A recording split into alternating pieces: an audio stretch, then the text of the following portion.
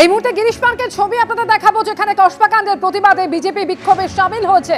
দেখতে পাচ্ছেন সেই ছবি। আজকে ফের পথে নেমেছে বিজেপি। গতকালও একাধিক জায়গায় বিজেপি কর্মী সমর্থকেরা তারা প্রতিবাদ মিছিল বের করেন। এই মুহূর্তে গিরিশ পার্কের ছবি দেখতে পাচ্ছেন। কসবা গণধর্ষণ কাণ্ডের বিচার চাই, এই দাবিতে আজকে পথে নেমেছেন বিজেপির কর্মী সমর্থকেরা। ঐশী মুখোপাধ্যায় সরাসরি এই মুহূর্তে রয়েছেন গিরিশ পার্ক থেকে। ঐশী,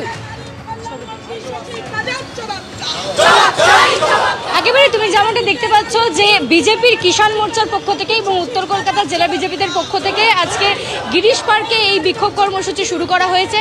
তারা হাতে যেমনটা দেখতে পাচ্ছ যে পচা আলু নিয়ে বিক্ষোভ প্রদর্শন করছেন। বলছেন শাসক দল এই পচা আলু, এবং এই পচা আলু আর চাইছে না। ধিক ধিক ধিক্কার স্লোগান দিয়ে এই মুহূর্তে দেখা যাচ্ছে যে আইন কলেজে শিক্ষাঙ্গনে ধর্ষিত হতে হয়েছে একজন ছাত্রীকে, তারই প্রতিবাদে এই মুহূর্তে স্লোগান তুলে বিজেপির পক্ষ থেকে প্রতিবাদ জানানো হচ্ছে।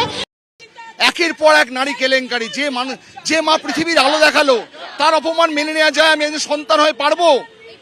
পচা আলুর সঙ্গে তুলনা করছে মানুষ। চাই না, এরম সরকার চাই না। মানুষের বহু স্বপ্ন ছিল তৃণমূলকে নিয়ে, কি দিল?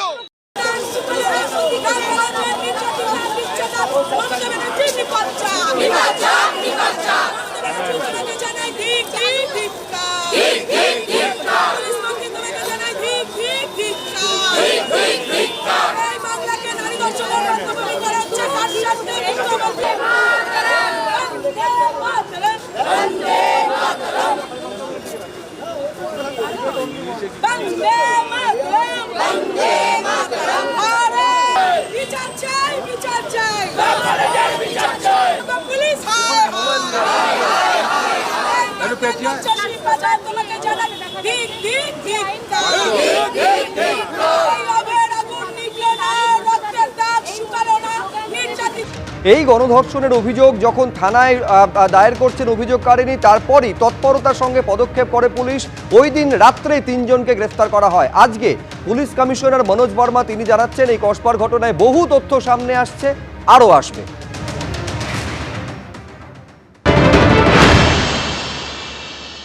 ক্যালকাটা ল কলেজে যে কেস হয়েছে ওটা পুলিশ তদন্ত করছে। যেহেতু কেস খুবই সেন্সিটিভ আছে, we would not like to, আমরা খুব ডিটেলস আমরা কিছু দিতে চাইছি না। আমি এটাই বলবো, দ্রুত করে এফআইআর করা হয়েছিল। 3 জন এফআইআর অ্যাকিউজড প্রথম দিনেই ধরা পড়েছে, লেস দেন 12 আওয়ার্স প্রথম 3 জন ধরা পড়েছে। তারপরে বেসড অন এভিডেন্স আরও একজন ধরা পড়েছে। অনেক এভিডেন্স আমরা কালেক্ট করেছি, সেইগুলো অ্যানালিসিস হচ্ছে। বাকি যে ইনভেস্টিগেশনের প্রসেস আছে সেটা হচ্ছে।